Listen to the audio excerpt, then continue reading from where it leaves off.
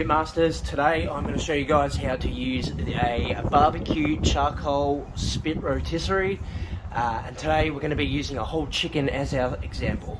Let's get into it.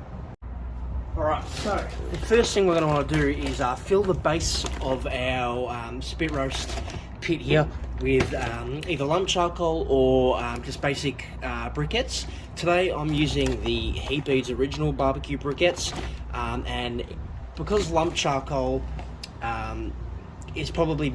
look, I prefer to use lump charcoal for using a spit roast just because you get that more authentic natural hardwood smoking flavour in there.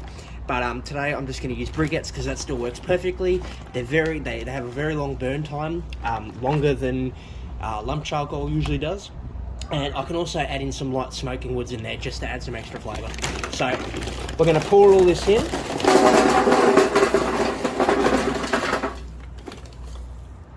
Along the base of our pit here.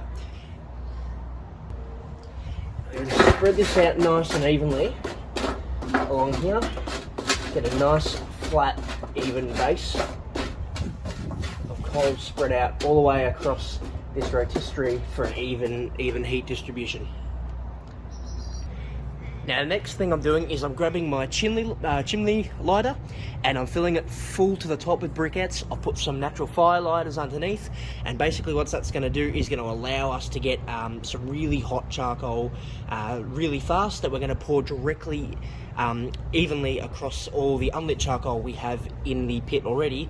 That way we can start cooking real soon, and it's just going to allow us to get this fire started real quick. Just going to pour these over evenly, all the way across.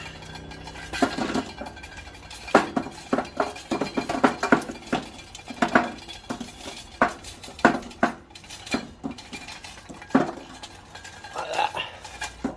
Alright, now that we've got those hot white ashed charcoal sitting over the unlit coal at the bottom, it's going to light through and we should get a whole cook out of this thing. So now, just going to put our spit rod back on, and let's get this chicken on here.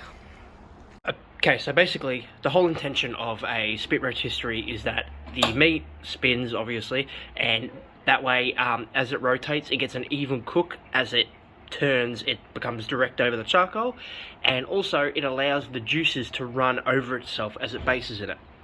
Now the way to set these up is basically take the rod out, push the meat all the way through, and then you're going to use these two prongs on either side where they have a clip, and you're going to push them in that way to contain and just, you know, give that support structure to the meat so it doesn't fall or break off.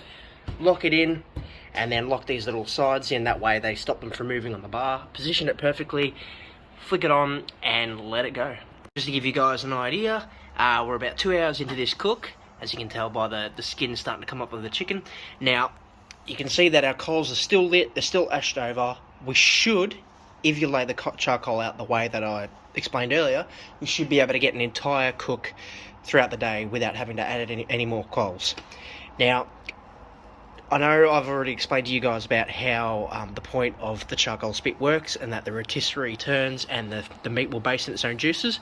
But one of the key benefits of actually using a charcoal spit is the fact that, so as those juices drop down into the coal, you get that psss and smoke flare up, which then evaporates those juices back into the meat, and you get that real nice charcoaly flavour. Now, one very important thing you need to understand is these rods, whilst the meat is, you know, the rod of the rotisserie stick is all the way through this chicken, these prongs are what are causing that force and rotation.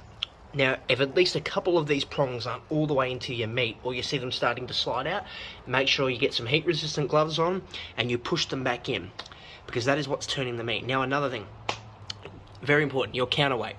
This counterweight is balancing out the weight distribution along with the size and the weight of the meat, or where the heaviest part of the meat is turned down, and the motor doing all the work. You need to make sure all that weight is distributed evenly, and so to do that, depending on the size of the meat or how it's going, you really want to adjust this counterweight, whether it's up the top, down the bottom. In the middle I tend to find works best. So between balancing your counterweight, so it's not all the motor doing the work, this starts to have gravity work with the motor, and your prongs all the way in, like we have here and here, you should have a perfect turn, and it will stop your meat from falling off, dropping into the fire, or the rod just not being able to turn because of the weight distribution. You get all three of those key things working, and you shouldn't have any issues. It helps all you guys who are setting up and using a spit rotisserie, and also understanding what the purpose of cooking this way is, and what kind of flavour it provides. Nothing beats it. So, anyway guys, cheers, thanks for watching.